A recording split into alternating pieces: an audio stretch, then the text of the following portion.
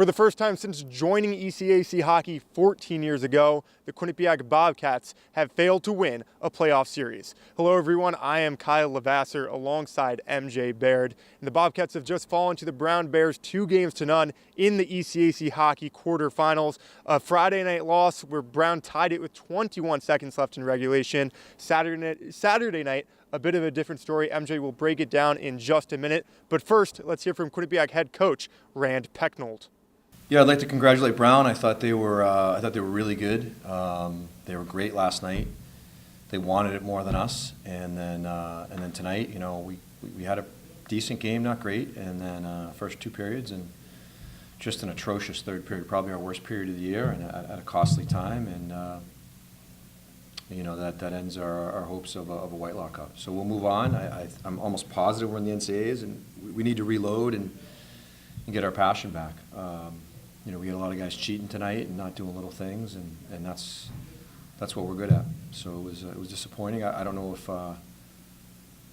some of our guys just didn't handle the moment well or what, but you know, we need to be better. MJ, some strong words from Pecknold. He said none of the players on his team played well in that third period. They were up 2-0 going into the final 20 minutes. What went wrong from there on out? Well, when you go into a period up 2-0 and end it down 4-3, a lot of things went wrong, Kyle, so I'll get to as many as I can. First of all, Quinnipiac just seemed to lose the grittiness that they had in the first two periods. By no means am I saying they were perfect those first two periods either. I thought Quinnipiac was lucky to be up 2-0 because not because they weren't good offensively. They were. They could have even been up 3-0 if it wasn't for a great Brown defensive play in front of the net. But I thought Brown would have at least gotten on the scoreboard. So Quinnipiac did good to keep Brown off the scoreboard until that third period.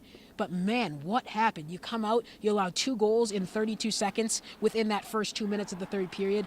There goes the wind from your sails right there. Everyone in the building holding their breath after what happened last night. You mentioned, you know, Brown scoring with 21 seconds and going on to win in overtime. So fans, as soon as that third goal went in, Kyle, starting to leave this place early. At that point, a lot of people knew it was over.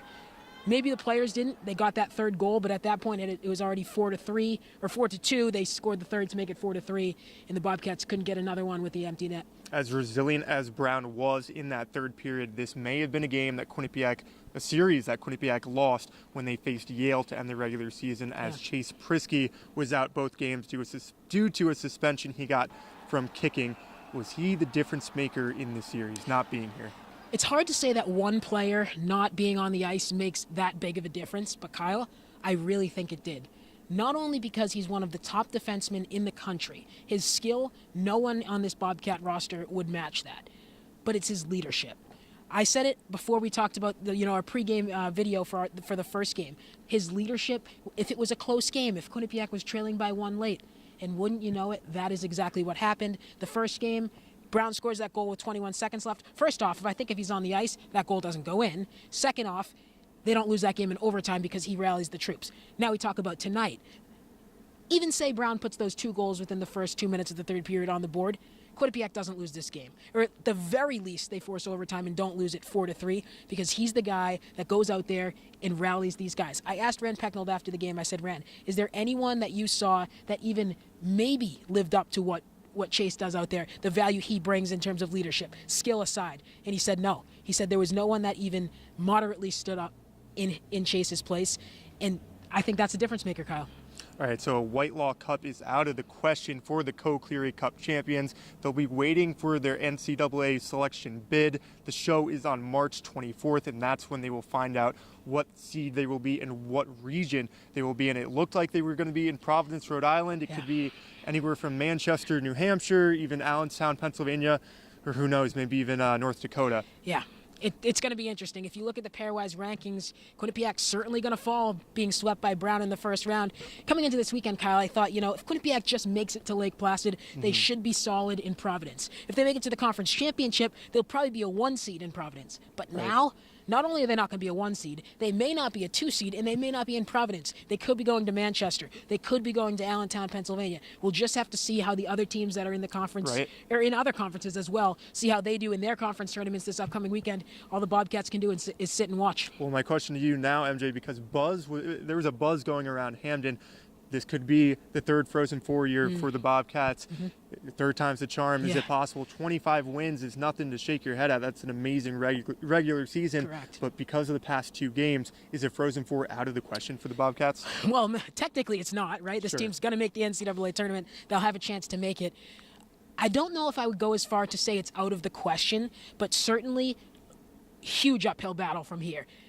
You have 14 days off before you play another hockey game. That didn't work We well saw for them. how it worked this Right, weekend. it didn't work this time around. Right. Not to mention, it's going to be a one-and-done deal in the NCAA tournament. Look, Quinnipiac had the luxury in this series. You lose the first game, you could have still came back and advanced. That's not the case in the NCAA tournament. Now, may that play into their favor? Sure. All they have to do is beat a team one night and move on.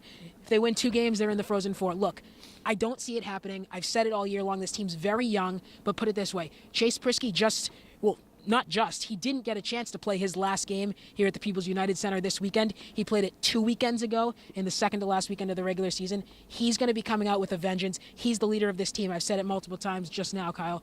I think he wills them to one NCAA tournament win. It's the second one that's going to be a question mark. They're going to be playing a 1 seed. Where it might be, I don't know. It could be St. Cloud State, UMass, Minnesota State, Minnesota Duluth. Those are all really good teams. Like I said, this one-and-done format may help the Bobcats, but I'll answer it simply. I don't see a Frozen Four in the cards. Brown moving on from Hamden, Connecticut to Lake Placid, New York. As for Quinnipiac, only time will tell what seed they will be in the NCAA tournament. For MJ Baird, I am Kyle Levasseur, one last time outside the People's United Center. We'll see you next time.